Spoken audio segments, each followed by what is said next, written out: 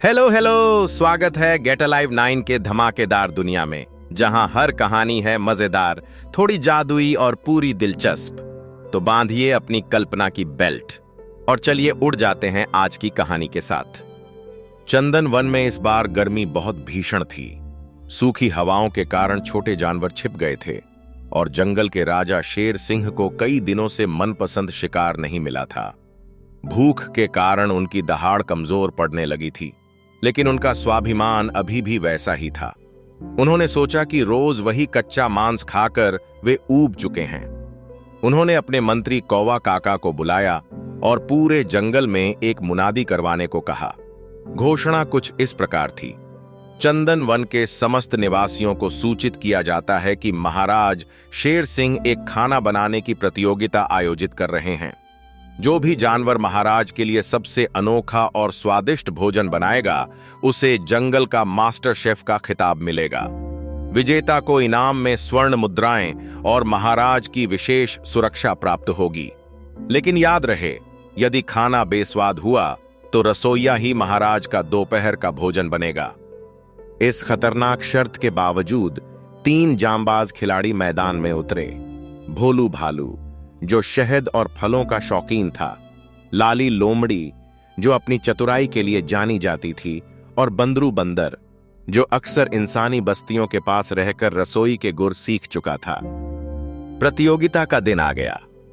चंदन one के मध्य में एक बड़ा मैदान तैयार किया गया। महाराज शेर सिंह एक ऊंचे सिंहासन पर बैठे थे और उनके सामने 3 चूल्हे बनाए गए थे। सबसे पहले भोलू भालू की बारी आई। भोलू ने सोचा कि महाराज को खुश करने का सबसे अच्छा तरीका मिठास है। वह सुबह सुबह छत्ते से ताजा और चिपचिपा शहद निकाल लाया था। उसने चंदन वन के पेड़ों से गिरे कुछ ठंडे और रसीले आमों को कुचला और उनमें ढेर सारा शहद मिला दिया। उसने इसे एक मिट्टी के बर्तन में डालकर ठंडे झरने के पानी के पास रखा ताकि वह जम जाए। जब उसने यह हनी मैंगो डिलाइट शेर सिंह को पेश किया तो भोलू के पैर कांप रहे थे। शेर सिंह ने एक बड़ा निवाला लिया। मिठास अच्छी थी, लेकिन शेर का चेहरा तमतमा गया। वे गरजे, भोलू, क्या मैं बच्चा हूं जो मुझे सिर्फ मीठा खिला रहे हो? मुझे कुछ भारी और नमकीन चाहिए।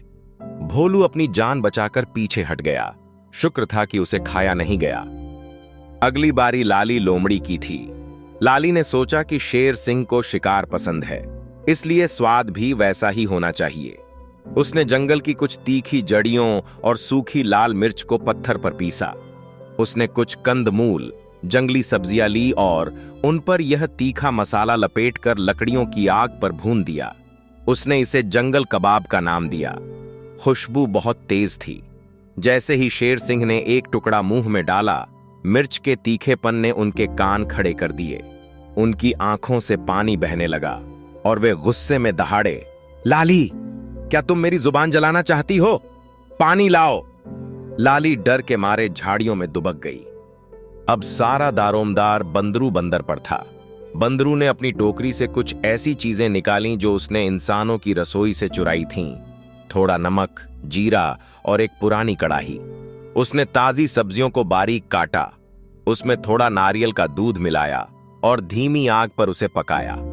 उसने ऊपर से कुछ कुरकुरी मूंगफली के दाने डाले ताकि उसमें थोड़ा कुरकुरापन आए।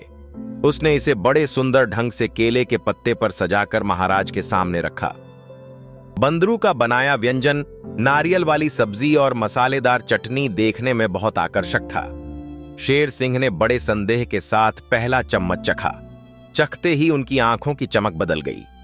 इसमें मसालों का सही संतुलन था, नमक बिल्कुल सटीक था और नारियल के दूध ने स्वाद को बहुत ही मखमली बना दिया था। शेर सिंह ने देखते ही देखते सारा भोजन चट कर दिया। उन्होंने डकार ली और मुस्कुराते हुए कहा, लाजवाब, मैंने आज तक चंदन वन में ऐसा भोजन नहीं चखा। बंदरू, तुमने साबित कर दिया कि खाना बनाना केवल पेट भरना नहीं, बल्कि एक कला है। महाराज ने अपने गले से मोतियों की माला निकाली और बंदरू के गले में डाल दी। उन्होंने घोषणा की, आज से बंदरू बंदर हमारा शाही रसोइया और चंदन वन का मास्टर शेफ है। पूरी चंदन वन तालियों और खुशी की आवाज से गूंज उठी। भोलू और लाली ने भी बंदरू को बधाई दी क्योंकि उसकी वजह से महाराज का गुस्सा शांत हो गया था और सबका जीवन बच गया था। उस शाम चंदन वन में एक बड़ी दावत हुई जहां बंदरू ने सबके लिए अपनी खास डिश बनाई। आज की वीडियो बस यहीं तक थी, लेकिन ज्ञान, हंसी और जिज्ञासा कभी खत्म नहीं होती। तो चलते हैं एक नई खोज की ओर, एक नई सोच की ओर। अगर आप साथ हैं तो हर वीडियो एक नई उड़ान है। सब्सक्राइब जरूर करना और कमेंट में बताओ अगली उड़ान कहां तक ले जाए आपको। कंटेंट नहीं, कनेक्शन बनाते हैं। हम हैं गेट अलाइव 9। मस्त रहिए।